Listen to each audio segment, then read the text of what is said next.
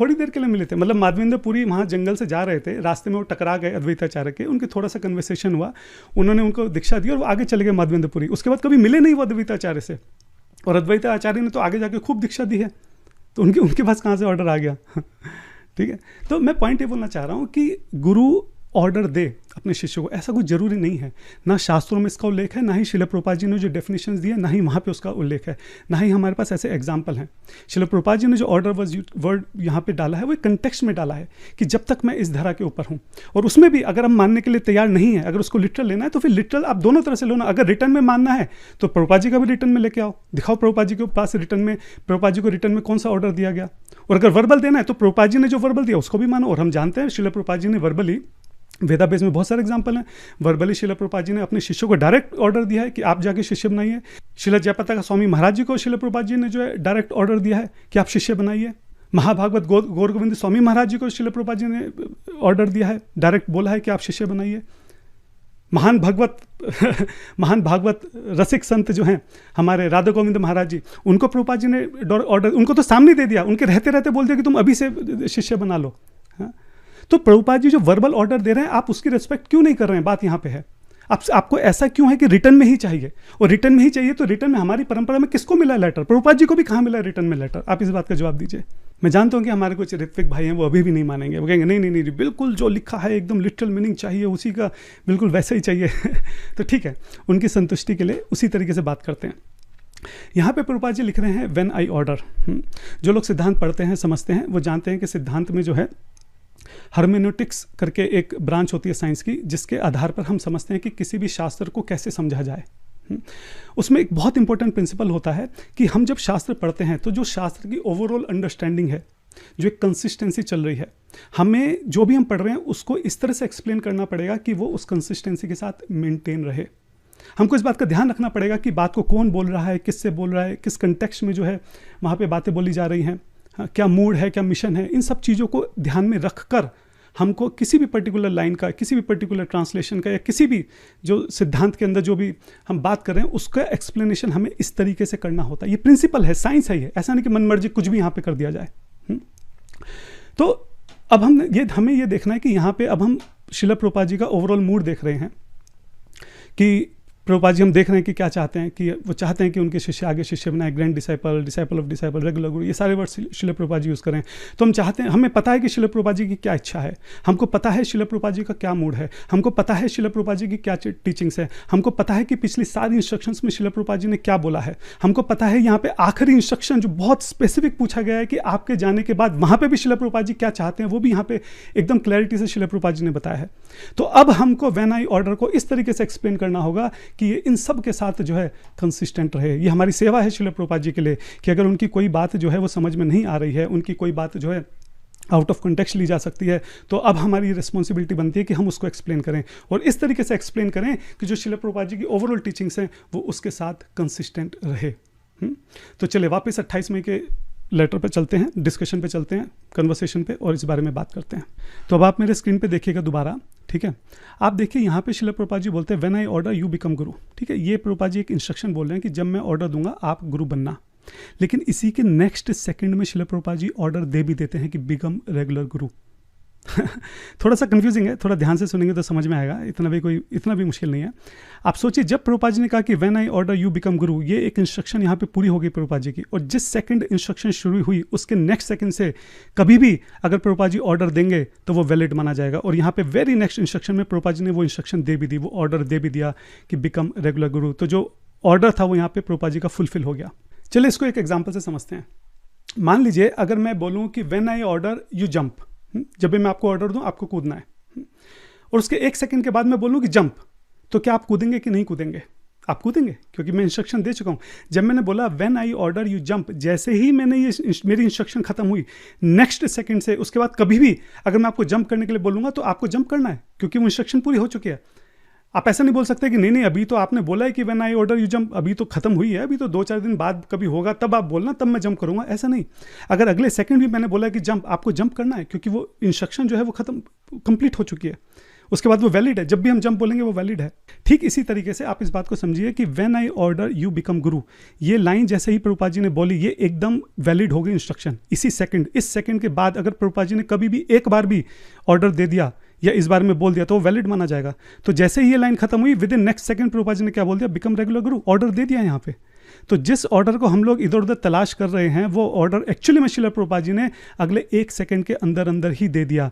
यानी कि जिस ऑर्डर को हम ढूंढ रहे हैं और बोल रहे हैं कि श्रील प्रभुपाद जी ने कभी इस ऑर्डर को फुलफिल नहीं किया, actually very next second Srila Prabhupada already fulfilled that order. अब हो सकता है कि मेरे कुछ ऋत्विक भाई बोलें कि भाई ये तो आप ज़बरदस्ती कर रहे हैं, ऐसे थोड़ी ना होता है तो मेरा उनसे सवाल है कि आप क्या कर रहे हैं, क्या आप ज़बरदस्ती नहीं कर रहे हैं? मैं तो फिर भी जबरदस्ती मीनिंग निकालने की कोशिश कर रहा हूँ। और सिद्धांत के जो प्रिंसिपल हैं हार्मोनिटिक्स को जो मैंने बोला कि ओवरऑल कंसिस्टेंसी मेंटेन रहनी चाहिए, मूड मिशन टीचिंग्स प्रिंसिपल जो है उसकी कंसिस्टेंसी रहनी चाहिए, मैं तो उसके हिसाब से जबरदस्ती कर रहा हूँ। आप तो बिना किसी बात का जबरदस्ती कर रहे हैं, आधा शब्द यहाँ से तोड़ के आधा वहाँ से तोड़ के ग्रामेटिकल करके इधर उधर की बातें जोड़ के किसी का कुछ भी मतलब निकाल के जबरदस्ती के इन्फ्रेंस निकाल के इतना उसको एग्जैचुरेट करके, हाँ, ऐसा मतलब निकाल लेना जो पूरा शास्त्रों के विरुद्ध है, श्रील प्रभुपाद जी की टीचिंग से विरुद्ध है। आप तो ये जबरदस्ती कर रहे हैं, मैं तो फिर भी सिर्फ इतनी सी जबरदस्ती कर रहा हूँ कि ठीक है जबरदस्ती करके अगर प्रभुपाद जी की टीचिंग्स की कंसिस्टेंसी में कोई बात बोली जा सकती है तो क्यों ना बोली जाए। तो ये बात को विचार करना है।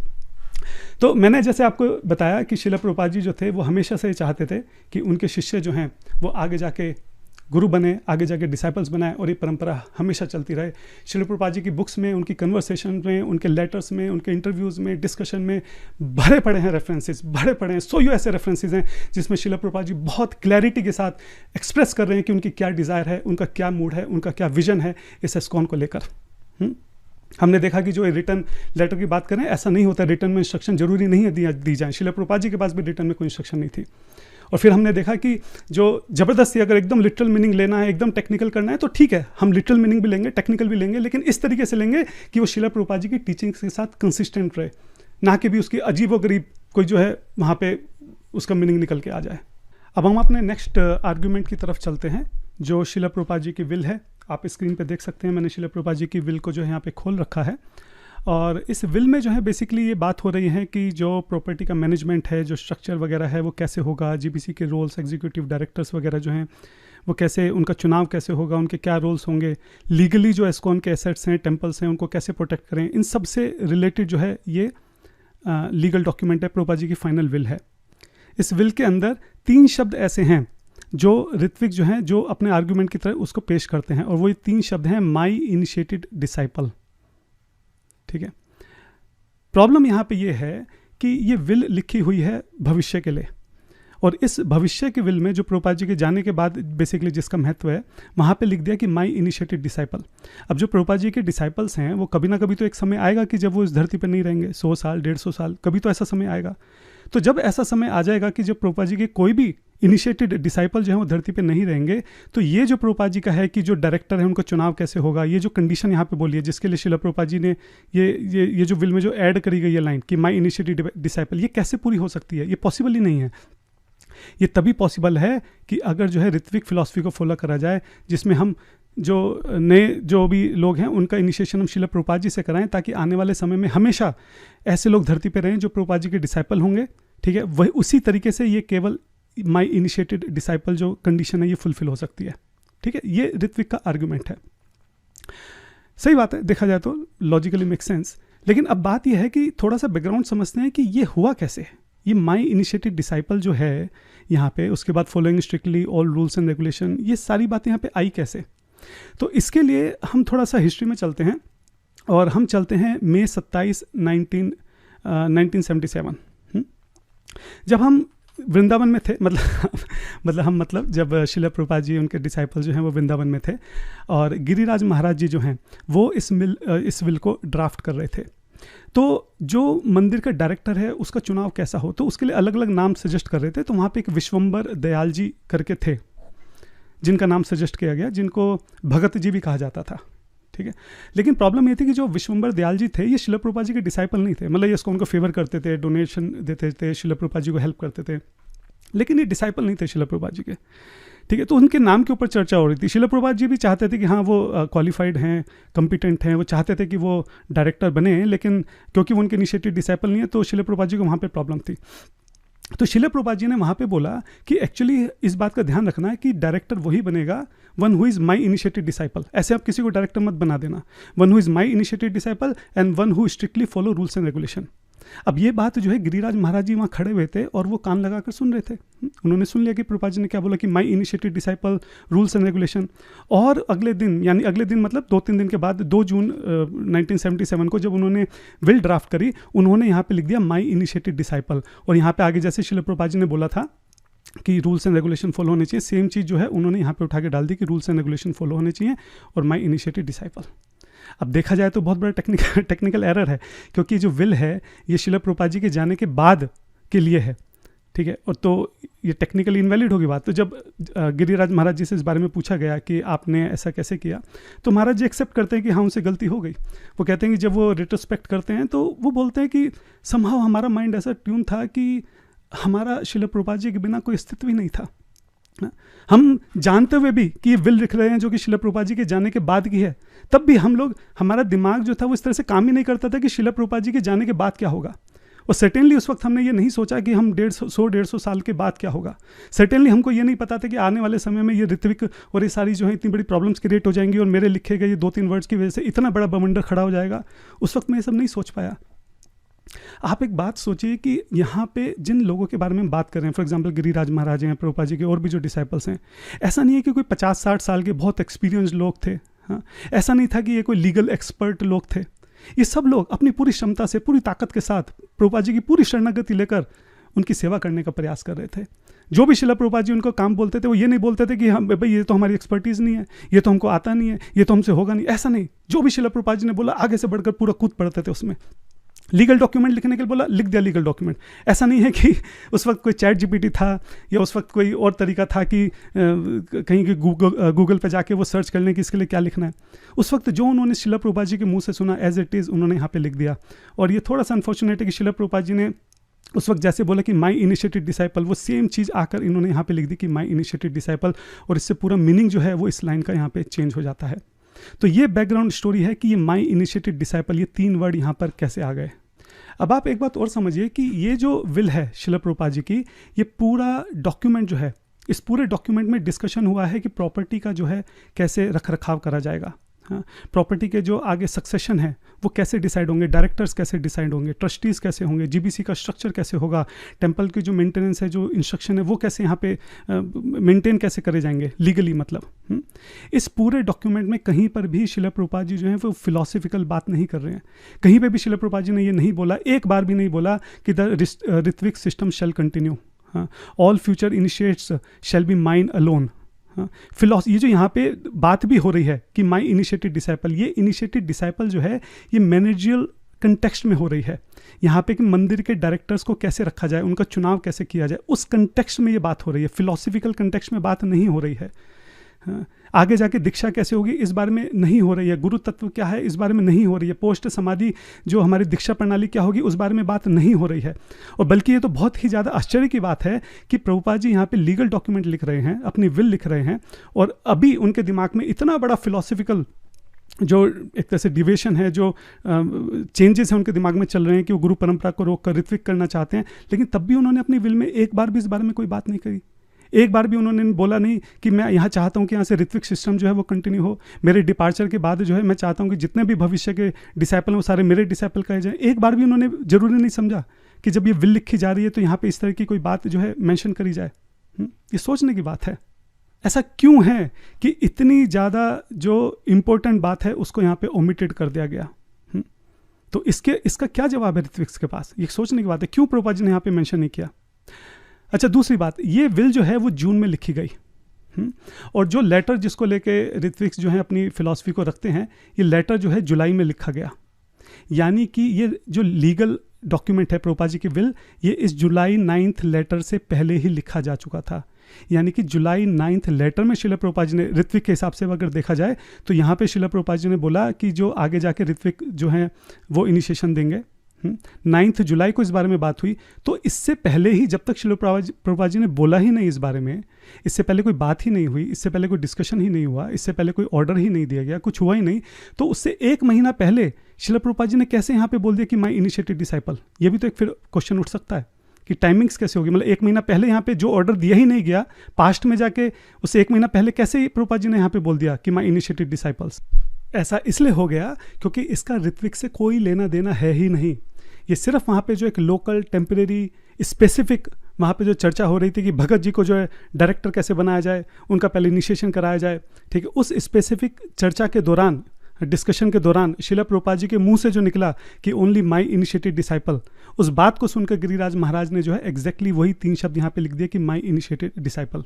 समहाउ उस वक्त उन्होंने नहीं सोचा कि आने वाले 50 साल बाद 100 साल बाद ये ऋत्विक करके कोई इशू हो जाएगा और ये 3 वर्ड जो वो यहाँ पे लिख रहे हैं उसका गलत मतलब निकालकर, आउट ऑफ कंटेक्स्ट मतलब निकालकर संस्था जो है मंदिर के मंदिर जो है इस्कॉन से अलग कर दिए जाएंगे और अलग संस्थाएं जो है वहाँ पे प्रारंभ कर दी जाएंगी।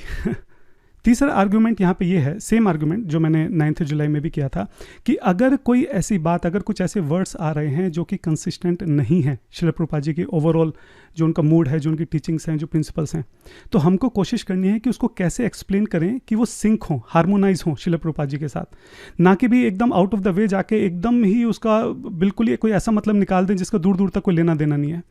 तो जो यहाँ पे माई इनिशिएटेड डिसाइपल्स है, बजाय इसका ये मतलब निकालने के कि all those future disciples will be forever initiated with me through Ritvik, इतना लंबा चौड़ा एक्स्ट्रापोलेशन करने के हम जो सिंपल शास्त्रिक जो एक डेफिनेशन है वो क्यों नहीं ले सकते।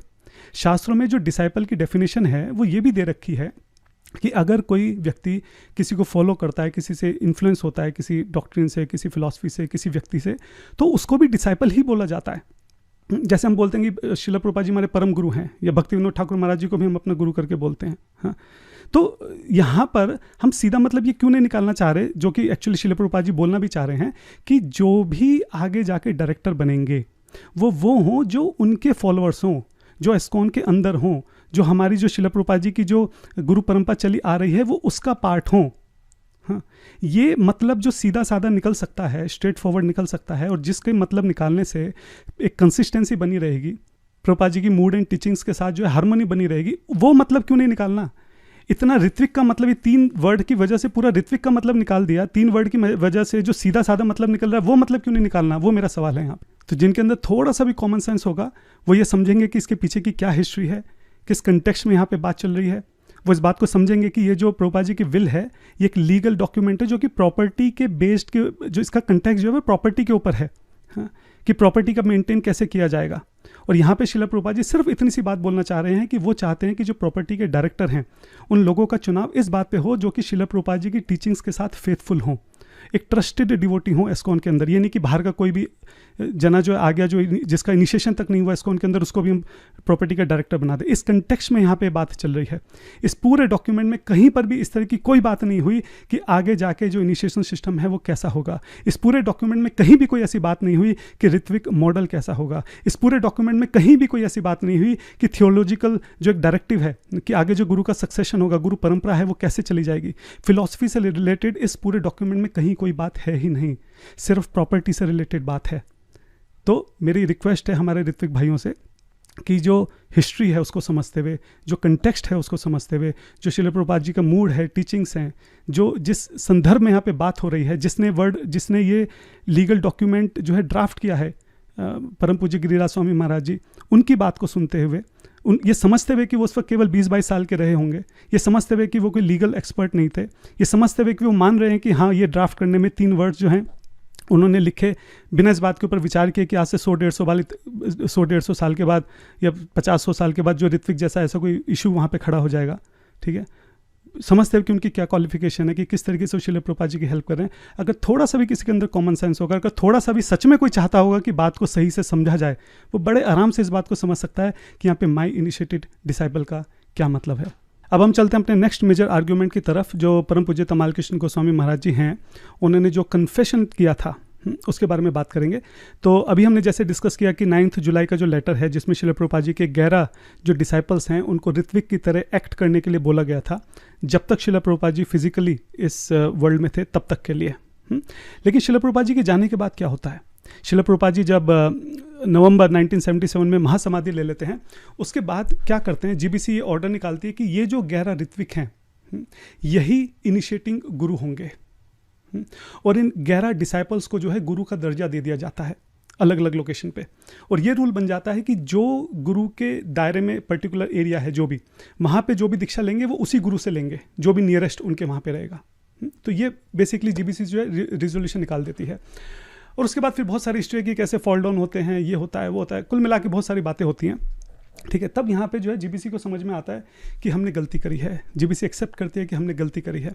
हाँ, एक्चुअली में ऐसा नहीं था। श्रील प्रभुपाद जी का कभी भी ये मूड नहीं था कि ये स्पेसिफिक 11 लोग जो हैं वो गुरु बनेंगे।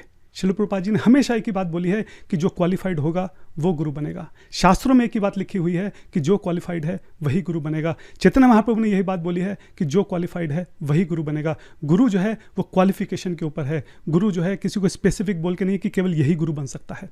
इस बात का एहसास हुआ और एग्जैक्टली वही तमाल कृष्ण महाराज जी जो हैं यहाँ पे कन्फेशन में बोल रहे हैं। आप समझिए, अगर आपको अभी तक जो मैंने बोला अगर वो क्लियर है तो ये बिल्कुल इसमें कुछ बचा ही नहीं है बताने के लिए। अब देखिए तमाल कृष्ण महाराज जी यहाँ पे क्या बोलते हैं। वो बोलते हैं कि actually Prabhupada never appointed gurus. बिल्कुल सही बात है, गुरुज नहीं किए थे, ऋत्विक किए थे।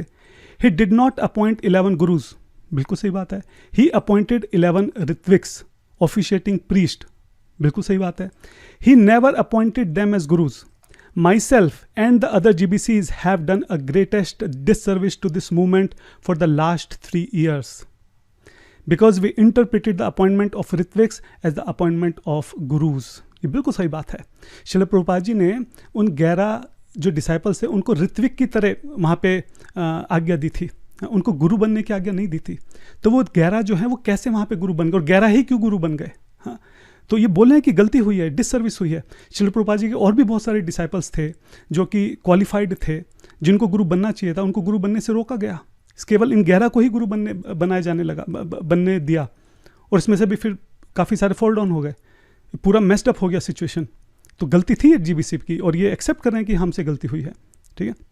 उसके बाद ये बोल रहे हैं, फिर यहाँ पे अगर आप देखेंगे ना, आप पढ़ लेना, वीडियो रोक के, मैं रिपीट नहीं कर रहा हूँ। सेम डिस्कशन है जो 7 जुलाई के डिस्कशन में हुआ, जिसमें श्रील प्रभुपाद जी नाम बता रहे हैं कि मैं चाहता हूँ ये ऋत्विक रहें। वो सारी चीज़ें यहाँ पे तमाल कृष्ण महाराज जी बता रहे हैं, ठीक है। और फिर यहाँ पे देखो, फिर से सेम चीज़ यहाँ पे तमाल कृष्ण महाराज जी बोल रहे हैं कि बहुत इंपॉर्टेंट है इस बात को हम समझें, क्या कि when it comes to initiation, जब इनिशिएशन की बात होती है तो वो इतना आसान नहीं है कि जो भी नियरेस्ट है उसको इनिशिएशन कर देगा। हाँ, वेन एवर योर हार्ट गो, तुम्हारा हृदय जहाँ पर जा रहा है, to whom you can repose your faith in, जिसके ऊपर आप अपना विश्वास रख सकते हैं, वो इनिशिएशन देगा। बिल्कुल सही बात है। गुरु कौन बन सकता है? जिसकी क्वालिफिकेशन होगी। और हमें गुरु का चुनाव कैसे करना चाहिए? इस बात पर करना चाहिए कि हमारा हृदय जो है वो किसकी तरफ जाता है, किसकी बात हमको समझ में आती है, किसकी बात जब हम सुनते हैं तो हमको ऐसा लगता है कि हम भगवान से कनेक्शन महसूस कर रहे हैं, किसकी बात जब हम सुनते हैं तो ऐसा लगता है कि हमारे हृदय में जो है वो शुद्धिकरण हो रहा है। ये गुरु का पैरामीटर है, ना कि भी ये है कि जो पास में है, जो कि अवेलेबल है, उससे इनिशिएशन हो जाए, ऐसा नहीं है। तमाल कृष्ण महाराज जी यहाँ पे इस बात को बोल रहे हैं।